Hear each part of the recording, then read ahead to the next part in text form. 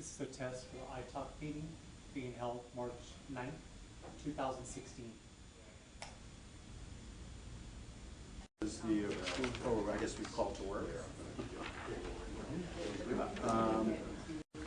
Approval of the minutes. Is everybody on? I read the minutes. I have no objections. I move approval. Second? I will second. Okay, all in favor? Do we have any members of the public for public comments?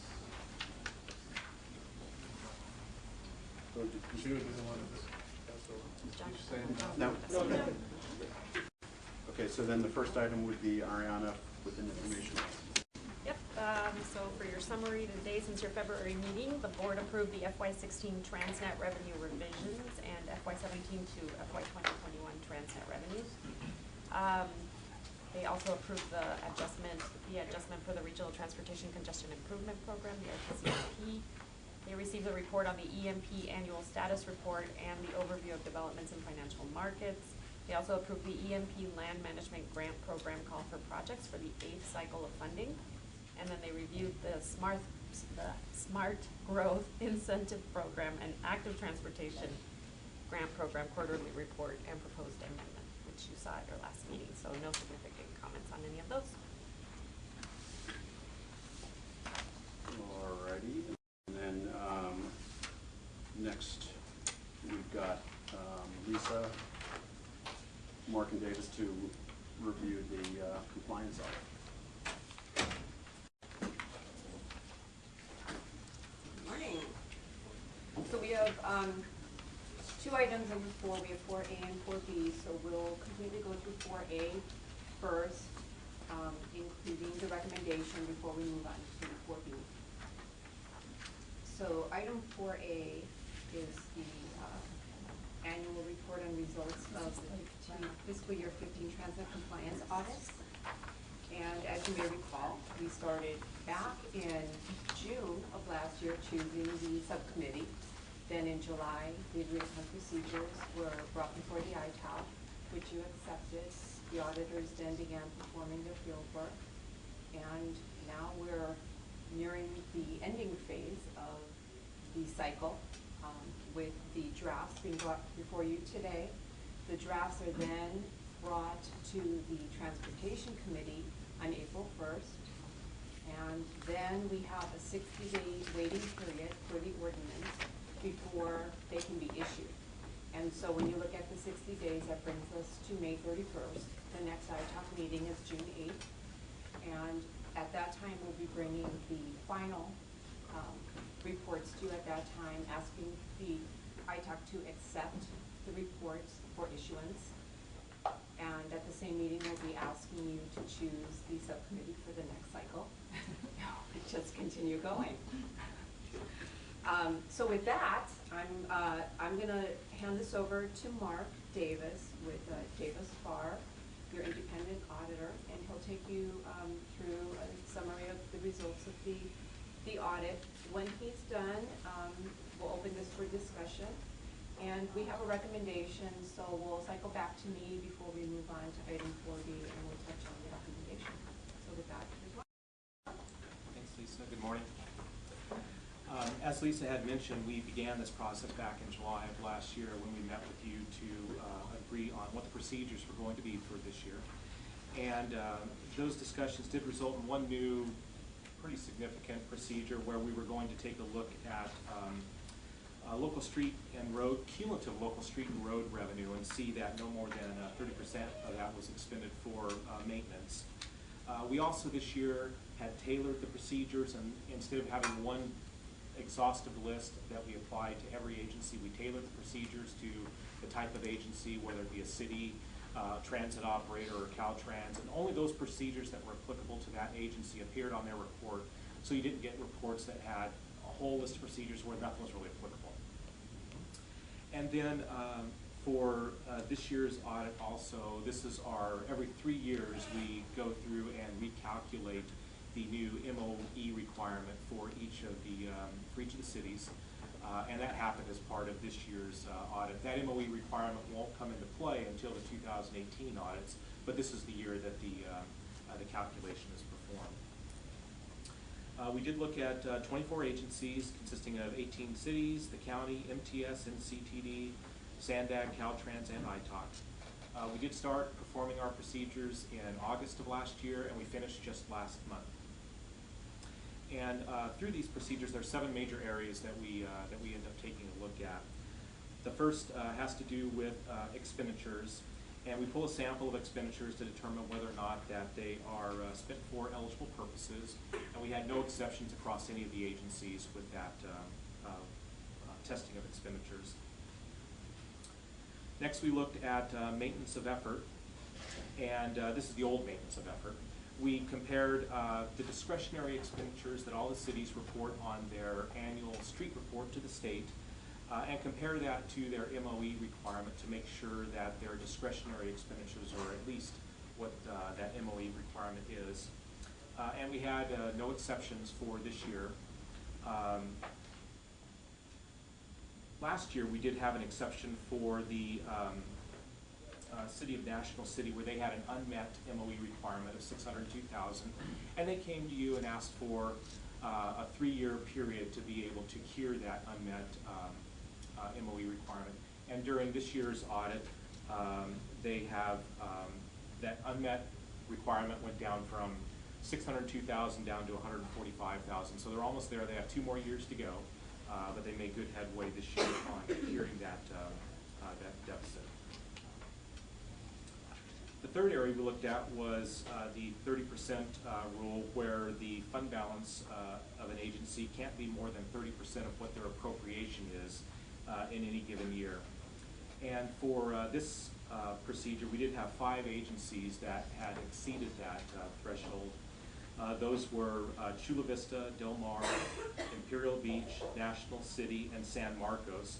And those deficits, or the excess, ranged from $31,000 on the low end for Imperial Beach up to a high of $1.6 million for the city of Chula Vista. And so of those 5 cities that had the exceptions, 2 are actually repeats from the prior year.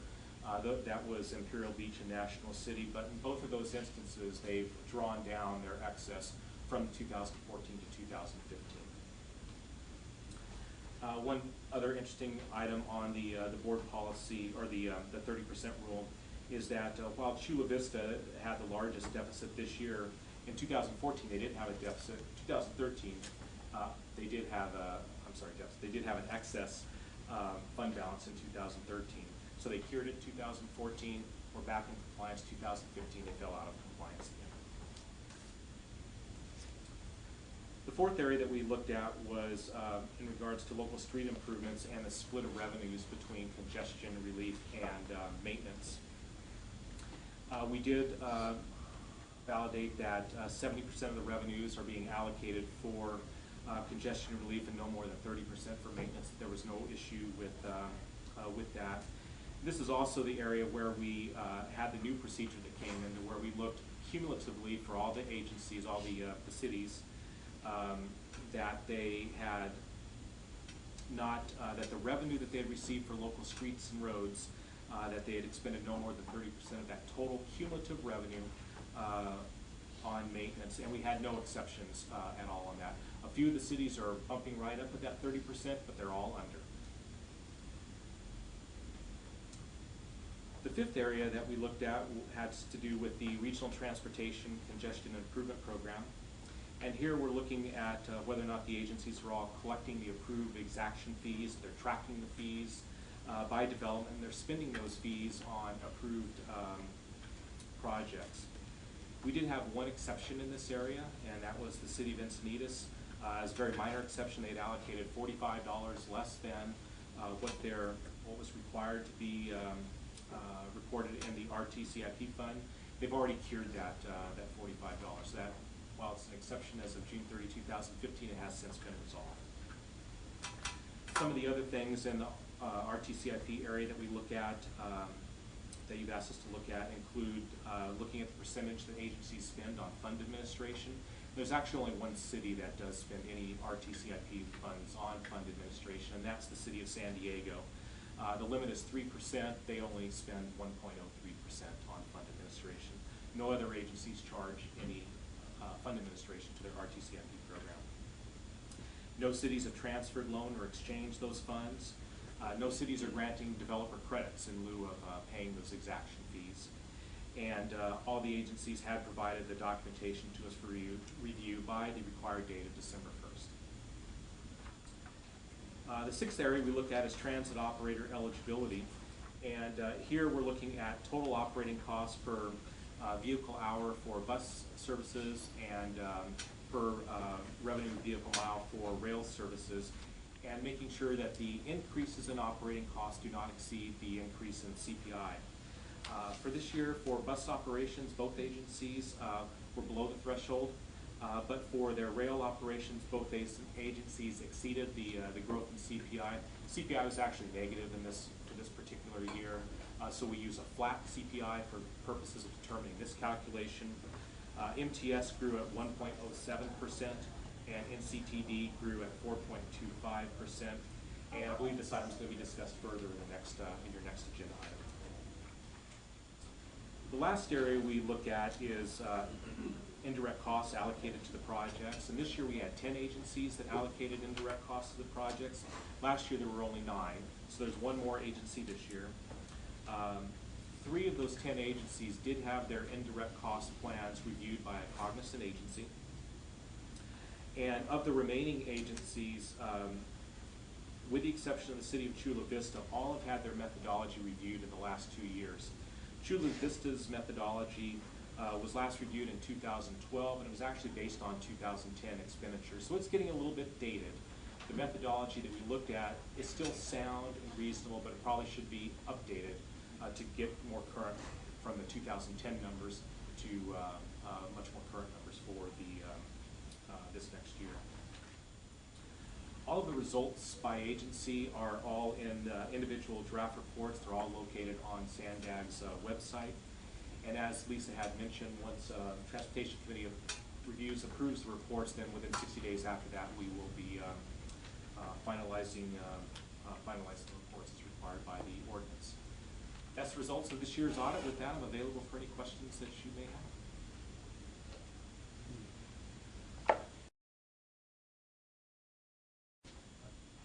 I didn't hear anything significant that you mentioned. Do you agree with that? I would agree, yes. This year was a very clean year from that respect, yes. One comment. We talked about you guys taking a look at the, or making sure that the process for allocating was reasonable. And when you talk about Chula Vista, do we have some mechanism to make sure that that updating of their formula will in fact take place? What we will be doing is we brought this to their attention as part of the audit this year. The methodology that they're using is still reasonable. And it's still, it's just that the numbers that they're basing it on are a little bit stale. And so we brought that up to them. The plan is that they will be reviewing their methodology and updating their methodology this year, sometime this year. If that doesn't happen, then when we report back to you next year, that would end up resulting in a finding. Yes, exactly.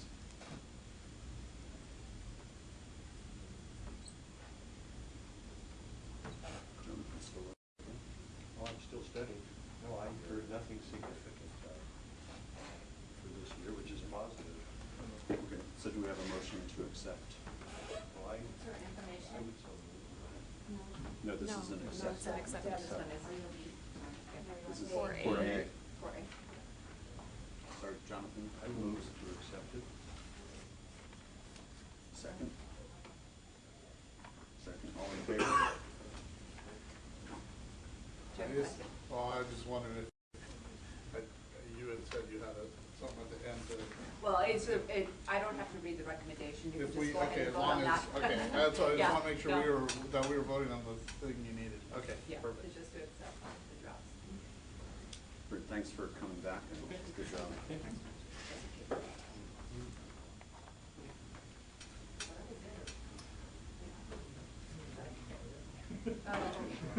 So, Lisa, are you going to tee up 4B for us? Yes, I'm going to start with 4B now. So as you heard Mark mention in his summary, that we did have 2 non-compliance items, and that was the same with MTS and NCTD. They did not meet the rail services calculation for section 4C5 of the ordinance. So after reviewing the detail of the calculations, both have provided letters, which are your attachments 1 and 2, explanations, the reasons of what occurred, and they are both asking for cost exclusions. The ordinance allows to exclude certain costs. There's also a 3-year average calculation that's allowed. They can do both, exclude costs and do a 3-year calculation. In this case, they're just asking for cost exclusions. So what I would like to bring to your attention is on page 2 of the report, we have a little table there that shows what would happen should the board of directors not approve the requests. So the way the ordinance is written is that should this request not be approved, that in the subsequent year, which would be fiscal year 16, that the transit operator can receive no more than the prior year numbers escalated for or increased for CPI, because fiscal year 15 CPI was negative, and we do the flat 0.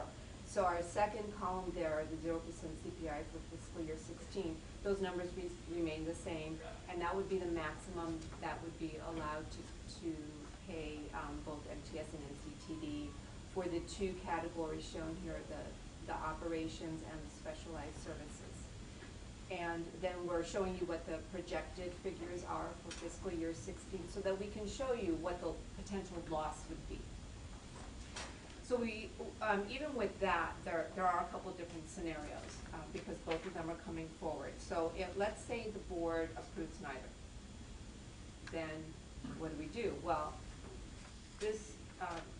these 2 categories, the operations and the specialized services, fall under our transit services kind of pot of money, which is part of the total allocation of the net transit revenues. And within this transit services portion, we have 3 categories there. We have the transit operations, which you see here, the specialized services, which you see here, but there's also the senior mini grant program falls within transit services. So if the board were to approve neither, then the approximate $1.3 million, assuming that our projections are actual, would automatically go to the senior mini grant program, because that's the only pot within this transit services that can accept anything additional. Should the board approve one but not the other, and for purposes of this example, I'm just going to say that MTS was not approved because they're at the top here, then approximately $1 million that MTS would stand to lose would then, same thing, we would put it back into this transit services pot, and then we would split it. And now we still have 3 categories because NCTD was approved. So of that $1 million, 94.25% would go to NCTD transit operations, 2.5% would go to NCTD specialized services, and 3.25% would go to the senior grants. These funds are for operations for the most part, with a bit of it going to specialized services. So of course every dollar counts for the transit operators, and whenever there is an exception, we work with them and ask them to definitely determine if there is either a 3-year average calculation that can be used, or if there are certain costs that could potentially be excluded should the board approve it. So we do have that today. We have a very lengthy recommendation that I'm going to read, and then we'll close it up for discussion.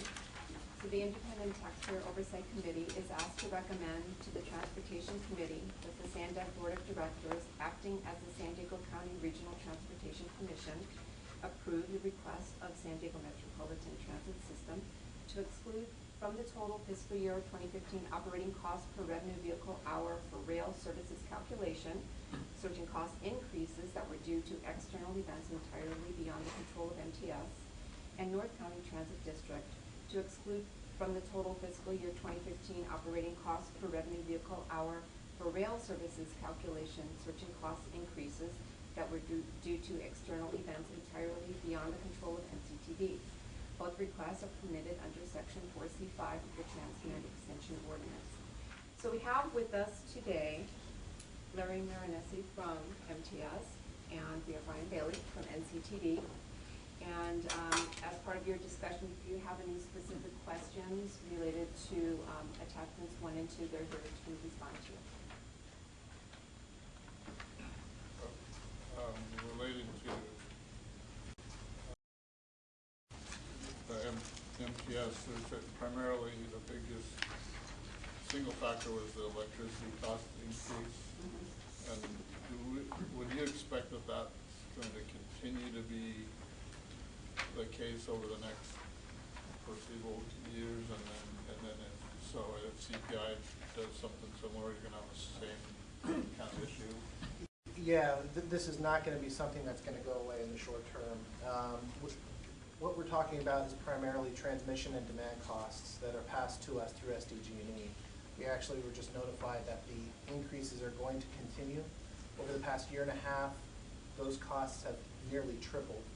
So what we were paying about 8 cents about a year and a half ago, we're paying about 22, 23 cents per kilowatt hour. So unfortunately, those are just costs that we have no control over and have to pay. So if those were excluded from the calculation, we would have been in compliance with the flat increase in CPI. But those are costs that we simply have to run trains. They run on electricity. We get our commodity from the state direct access program, so we don't actually get the commodity through SDG&E. And if we actually had to, our costs would be significantly higher as well. So we've taken efforts to try to minimize the costs in electricity, and that's why we went to direct access. But the transmission and demand charges, that we have no control, and we have to go through SDG&E to pay those specific costs. Did you have something? Well, one observation and then one question. Sure. The observation is that in fiscal year 15, the revenue vehicle hours increased both years, for both MTS and NCTD, and also the operating cost per revenue vehicle hour for both organizations decreased. The only reason they're getting burned is that CPI went down, which we're all aware of. So that's just an observation. My other question is, minimum wages are going up. Is that going to affect your operations in future years? Yeah, not materially, at least from MTS's perspective. It's not going to be a material aspect. It's not going to change the CPI number significantly at all in terms of an internal cost per revenue hour, per revenue mile. We do have collective bargaining agreements which are in excess of minimum wage for many of our employees, but there are just a few that would be impacted by minimum wage, but not significant, not material. Thank you. That's all I have. I was going to say, first of all, thank you for coming down, and particularly in your letter showing us that 3-year average data, which is very helpful. I guess I'm curious to what extent, as you point out that this is going to be an ongoing issue, do actually both organizations look to, I presume, efforts to reduce electricity usage are fairly minimal. But how do you think about, are there alternatives going forward to be thinking about? This, as you point out, this is not going to necessarily go away. As well, my understanding is that there are other entities around San Diego County who have issues with SDG&E's electricity costs. Are there also sort of political forces at play here to try to deal with that? Well, I certainly can't speak to the political aspects of this, but what I can tell you is some of the things that we've done internally to try to mitigate some of the costs. I mentioned getting our commodity, our electricity commodity, which we did a couple years ago, to to get the actual commodity costs down, and we went away from SDG&E and we got our electricity from direct access. We look at a lot of other programs. Right now we're using biofuel for our vehicles, and we're eligible for credits, both federal and state credits. This year we're going to get about $3.5 million in total credits for the organization. So there are a lot of different things. We look at it continuously. We look at cost-saving measures as well as revenue potential in terms of some of the biofuel rebates. But hopefully that answers your question. But we look at all these different things on an annual basis on how we can save costs. Gotcha. Okay. Is there, in addition to just sort of looking, is there, any kind of task force program or anything of that nature to, for example, I know the military has a fairly well publicized program to reduce their, or to go to sustainable energy, like, 50% by year 2030, that sort of thing. Do you guys have any similar sorts of programs? We don't have anything formal set in place, but we, again, are always looking at those cost-saving measures, whether it's fuel, commodity, or other factors. There's many facets to the organization. There's nothing formal, but from an agency perspective, the employees are always looking at these types of programs. Thank you. Anybody else? I actually had a question for you, Lisa. Yes. When you mentioned that if the board were not to approve these, then basically the money would come from the senior mini grant. We'll go to. I'm sorry. It would go to. Go to. Any, right. So you have to look at what the ordinance allows us then to allocate to the transit operators in fiscal year 16, and it would be taking fiscal year 15 numbers, escalated or increased by CPI, which it went down, so it's 0. So it would be the same number. So any increase in revenue that we received in fiscal year 16 over 15, they would not be eligible to receive. And so the only place left when you look at the transit services pot is senior mini grants. Right. So if I'm understanding that correctly, would that in effect crowd out other? There would be less money in the senior mini grant program for other. There would be more. It would be adding potentially if both did not.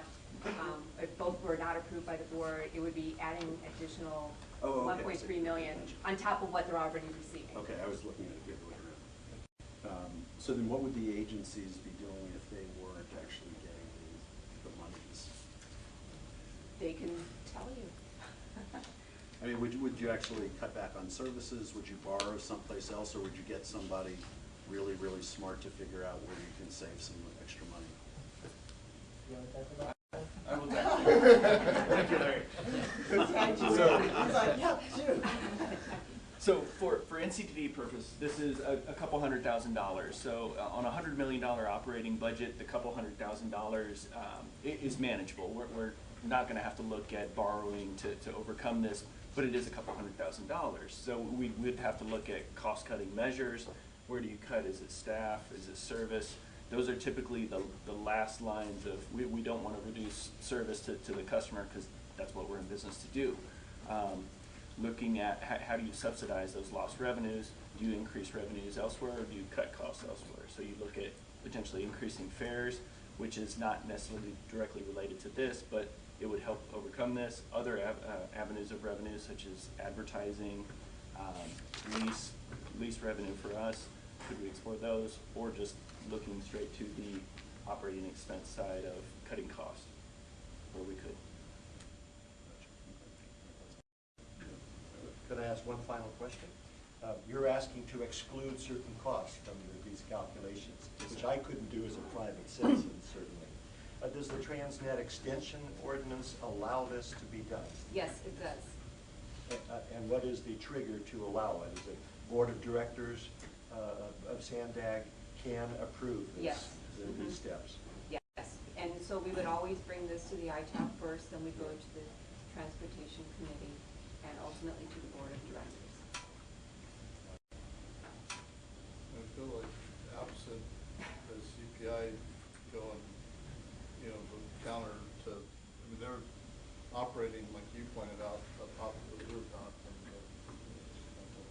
have in the reduced right their direction. prices. And they were comparing to something that makes it a challenge. For those reasons, I'd be going to recommend approval based on that motion. Before we get there, if I could, or I guess we could have this be now the discussion. We have the motion, Sure. we have it second, so just some further discussion. And also, we appreciate you coming down and preparation of the supporting letter. I was trying to find in here the 3-year date or reference. Maybe it's somewhere in the wording of the letter that I'm not. So the 3-year average for North County Transit District, still, we did not pass on the rail calculation Gotcha, as okay. well. The main driver has to do with FY13, so the 3-year average would be 15, 14, and 13. Yep. 13, if you remember back, was the year we had the sprint eruption. So cost, it was an anomaly of a year, and costs were thrown out of proportion. So that's what throws the 3-year average out of whack for us. What we're looking at and what NCD is asking for is an exclusion of costs associated with contract escalations. So Right. the 2 contracts that we're in are with Veolia or Transdev for the Sprinter, and Transit America, Herzog family for Coaster.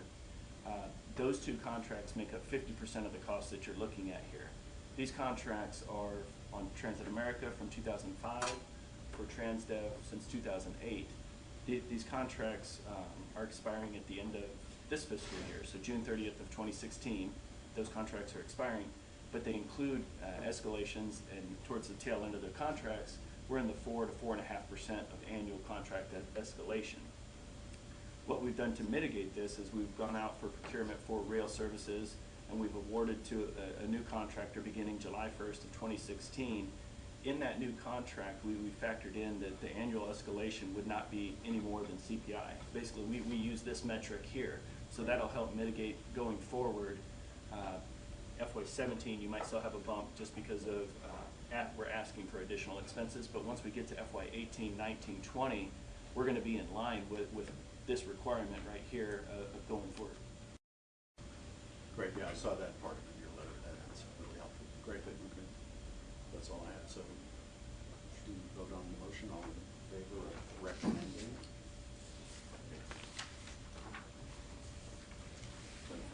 Thank you. So now a discussion item also with Lisa. Oceanside.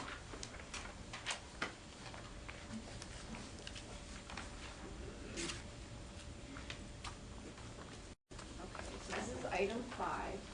So as you're aware, SANDAC has a debt program, and that includes both commercial paper and bonds. And we opened this program to all of our member agencies, should they have a project that they wish to advance fund. Oceanside, the city of Oceanside has such a project. This is the Railroad Crossing Safety Improvements Project. It is a congestion relief project, and it meets the criteria of borrowing. And while they plan to fund the majority of this project with Transnet dollars, both commercial paper and their annual allocations, they were able to obtain a grant of $999,000 to help with the overall funding. The Oceanside City Council reviewed the request last week at their March 2nd meeting, and they've approved this item. They reviewed the MOA, the agreement, and they've approved the city to move forward with the process that we're starting today with SANDAC, ultimately to obtain approval by the SANDAC Board of Directors to enter into the agreement. You know, there are some general advantages of the debt program, the commercial paper program. So it's not just accelerating the delivery of the project, getting it out there for the community, but there's also with CP specifically historically low rates.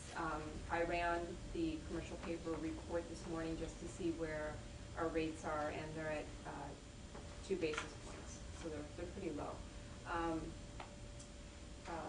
There are also the economics of advancing the project, and with this one, it's when you look at the economics, it's really taking into account the overall program of the city and keeping the projects going as expected and not having to push this one or others aside to keep this one going forward, because then that would escalate the cost of others in the future.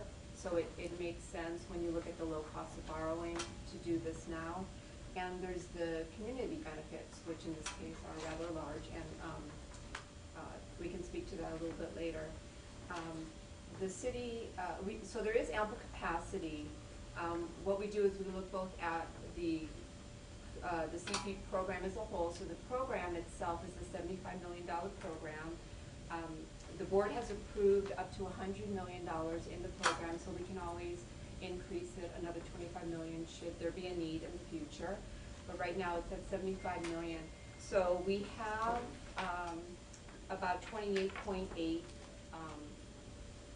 already being used in that program, which leaves us with another 46.1 million available for member agencies or for SANDAC to use. The city is asking for a total of $5 million for the project, and using a 2.5%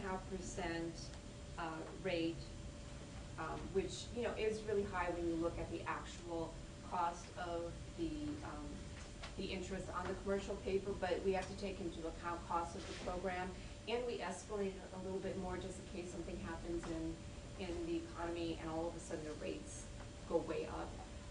But we have not reached a 2.5% rate for a number of years when we go back and look at everything. So if you look at attachment 3, we've done a capacity analysis specific to the city. The city plans to begin drawing against their $5 million in fiscal year 17, both in 17 and 18. So we're starting our analysis in fiscal year 17. We're expecting a large carryover balance, and these are funds held here at SANDAG, and that would be about $12.3 million. And then we show you what the estimated allocations for the year are. And this is taking into account all of the LSI, not just the congestion relief, because when we look at the debt program, it tells us that the annual allocations have to be used first for debt repayment. So we have to take the whole thing into account. Even though they don't plan to use any of the maintenance funds for this, we still have to do it this way. And then, so we're showing here that they plan to draw approximately $2 million in fiscal year 17, $3 million in 18. Then we start our principal repayment schedule based on the timing of when they would start drawing the funds. We have some fees laid out there for them based on the 2.5%. The disbursement would just be our actual paying them. And then they also have some projects currently in the RTIP, so we want to set those funds aside to show you what the balances would be carrying forward. And I do want to point out that just because you may see a large balance here, it does not mean that those funds are not meant for another project. And so with this item, this is a discussion item. It is going to, let me see, our schedule is not just this item itself requesting the commercial paper, there's also the RTIP amendment, because this project would have to be in the RTIP with the debt funding. So Amendment 11 is planned to come to the ITAC on April 13th. And then both the RTIP amendment and the CP request would go to the Transportation Committee on April 15th, and then to the board on April 22nd. With this item going first, contingent upon the RTIP being approved. And so it is for discussion. And I'm going to open it up for discussion right now. We have Gary Kellison with us from the City of Oceanside. Should you have any specific questions related to the project, the funding, any questions? Yes? Well, first of all, if you didn't have if you weren't able to go forward with this and get the money up front, and you waited till the money came to normal allocations, how long would this project or other projects, if it rippled through, how would it delay other projects? project is Oceanside's highest priority, so what we would do is we would probably suspend our overlay program for 2 years. For 2 years. To fund it. Is it what, and you're saying the cost of this borrowing is 2.5%, as I heard? That's what we use in our analysis. It's really lower than that. Or less? Yeah, or less. And the cost of construction lately, I mean, I see it in a future agenda item here, and I see it in my own business every day on projects we bid, is 10, 20, 30% increase over construction costs from the previous year. I mean, I'm making these comments to basically say it's a no-brainer. I was just gonna say, you pointed this out, Lisa, I have to say I was a little confused about that ending balance number. Because it just not, and I agree with Kai, this certainly makes sense to go forward, but unless I'm just totally misinterpreting, the ending balance number seems to suggest that maybe you don't need to draw the proceeds from commercial paper in the first place, or that if you did, you could pay it back much faster than the 5 years. So I don't have any real question about moving forward. It just may be my understanding of what this chart's showing is. Partly it's ballooned because Oceanside hasn't made any draws. Well, we made a $5 million draw a month ago. In other words, we've gone very negative on our projects balances in order to make sure we've stayed within the fund balance requirements. We have roughly a $2 million draw scheduled for this week. That helps. Also, our regular overlay program is about $5 million, and we're about to award another one of those large projects.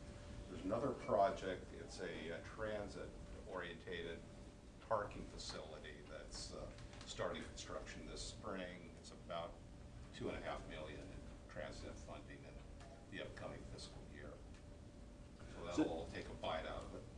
So then if I'm understanding it correctly, that there are projects that are programmed beyond the amounts that are referenced in the line item RTIP program projects, is that? So do you have, so we have some projects that are in the RTIP currently. Yes. And that still keep us with a large ending balance. So these new projects that you're speaking will then be added to the RTIP, and then we'll eat up some of this carry forward balance. Yes, that's what I was trying to get at in a roundabout way. And also thank you for coming down. Hope you had a good ride on the coaster this morning.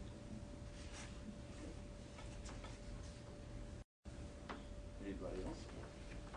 It seems like, there would have been this is a general commentary, but what they're proposing to do, we've seen some cities, and we can't force them to, we've seen some cities that hold balances saying we have a project 5 years down the road, our council wants to wait till we get all allocations for 5 years, and then we'll have enough money to build this one major street corridor. But if they borrowed and did it now, or 2 years ago especially, and in hindsight it's easy to say, but we're spending a lot more on these projects ultimately, in the way that the economy can go. Sure, yeah. And So borrowing anyway, rates are so low. I think what they're doing. I have no objection. Great. Thank you. This was a discussion item only, so no vote required. Thank you for coming down. Thank you.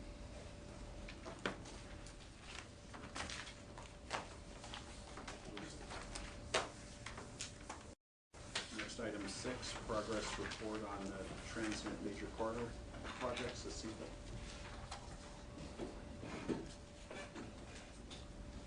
This is also an information item.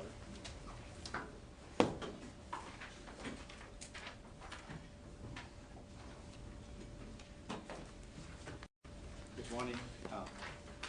Let me start with some of the recent schedule accomplishments we have made, which is under the schedule adherence. The Oceanside Station Pass-Through Track project was awarded for construction in January. The planned improvements include adding a third track and a platform to the south of the existing platform, Once completed, these developments are going to improve the operations at the Oceanside Transit Station. The final environmental document for the San Diego Lagoon double track and the platform project was approved also in January.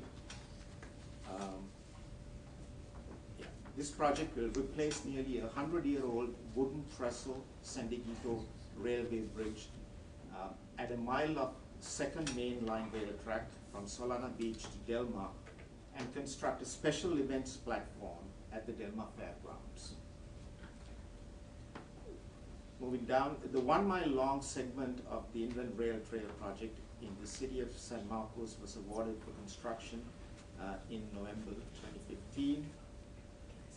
Once completed, this will add 7 miles of Class 1 bikeway passing through San Marcos, Vista, and the county of San Diego.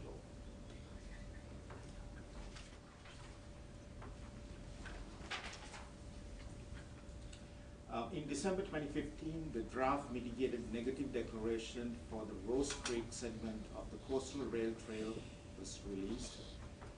The bikeway will fill a 2 mile gap in the regional bike network. Construction is scheduled to begin in March of 2016 for the South Bay Rapid Transit Project. This is the first construction package which is from Heritage to Olympic Parkway. The project will provide new bus rapid transit service from Otay Mesa border crossing to downtown San Diego. When completed, the South Bay Rapid will span a 21-mile route connecting residents to employment and activity centers in downtown San Diego. In November 2015, the State Route 94, State Route 125 South to East Connector project was received.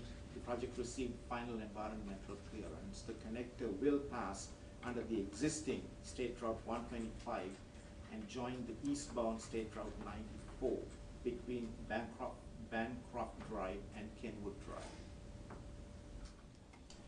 Moving down to the cost control portion of it, a total of $79.5 million was spent on the Transnet EAP projects in the second quarter of FY16, and the peak expenditures were in the second quarter of 2014, which totaled to about $148 million approximately. The main engineering costs were in the Mid-Coast project, and the main construction was on the I-5, I-8 west to north connector and the I-5 Genesee. With that said, I'm going to move down to the trends, and I want to address a question that has been asked, a few months back. I was not here, but Ariana had, pointed the question to me, and I would like to.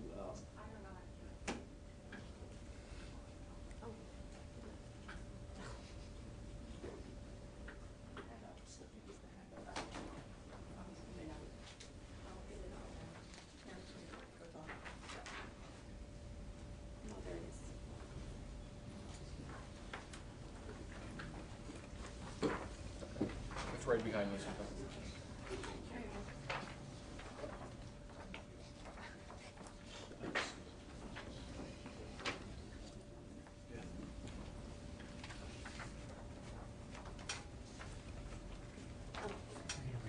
Okay, thanks. No worries. So the request was to provide an updated graph showing the average number of bidders in the recent times. So what you're seeing here is the average number of bidders on the Caltrans projects, which are more than 5 billion. And the source of the data is the historical highway construction price index from Caltrans. And the general trends that we are seeing from this graph is that you could see that the average number of bidders around 2005, 2006 was a low. the trough that the first trough that you're seeing is about 3 average bidders. And then as we get into a weaker economy, 2007, 2008, 2009, you could see that the average number of bidders are going up to about something between 7 and 8, and then you have one nuance, it could be noise, that's shooting up to about 10. And beyond 2010, the trend is declining further up until about the first quarter of 2013. You could see that you have about roughly 4 average bidders around the first quarter of 2013. And beyond that point, it's a little difficult to develop a trend yet. You know, it could be just a noise that's showing the fluctuations. So if you just take out the extraneous points, you know, the average line is about 4 bidders.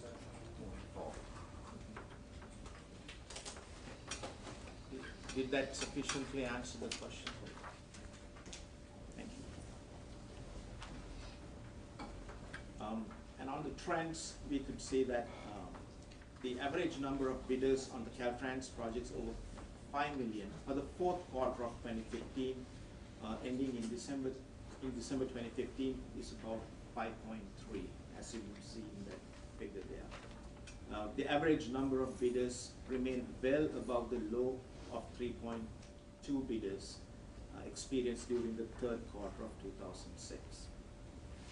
The Caltrans 12-month construction index is up 13% from this time last year, representing an increase in the price of construction.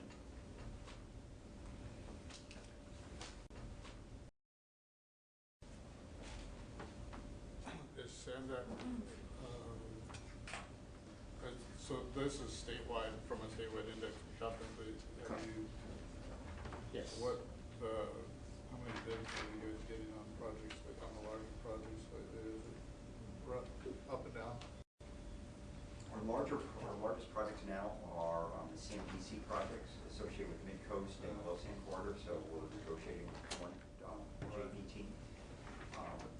We're trying to think of the number of bidders we got on like Oceanside Transit Center. It's not unusually low, but it's less. Yeah. 4 to 5. Yeah. It's less than what we got, which is a national trend like this, and statewide trend is so costs are definitely, I just like what you're observing, costs are definitely going up.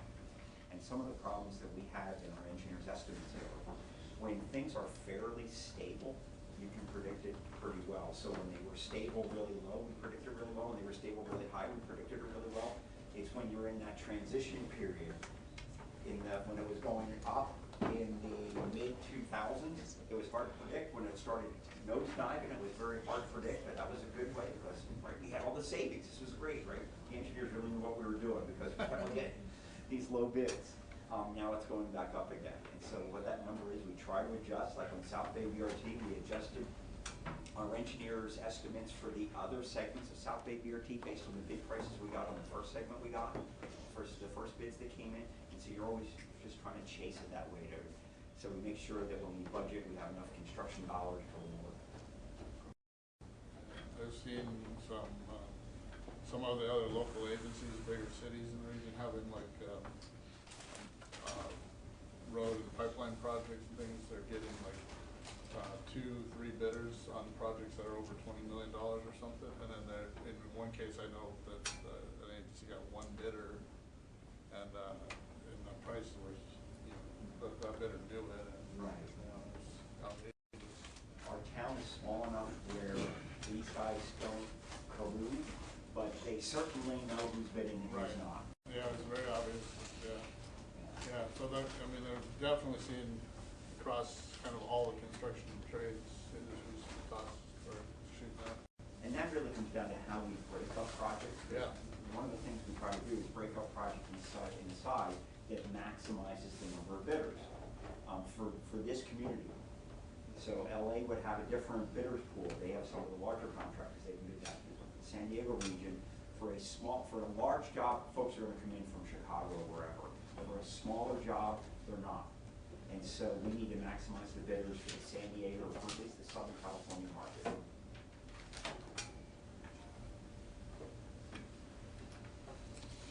questions?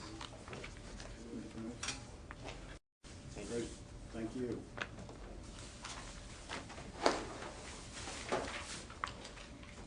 So, item 7, future meeting schedule, April 13th. Definitely need a meeting. Been a long agenda. We definitely need a meeting. Yes. I will likely be out of town that day, so if you get close to the quorum, keep that in mind. We know Carolyn is going to be out. Okay. Well, we have a draft, longish looking schedule, so just available. I'm available, I expect. I'm available. I expect, God willing. So hopefully between Brad and Dick, we get at least one of those guys. So is there anything else? Then I move we adjourn. I second the motion. Good job, Stuart. All in favor?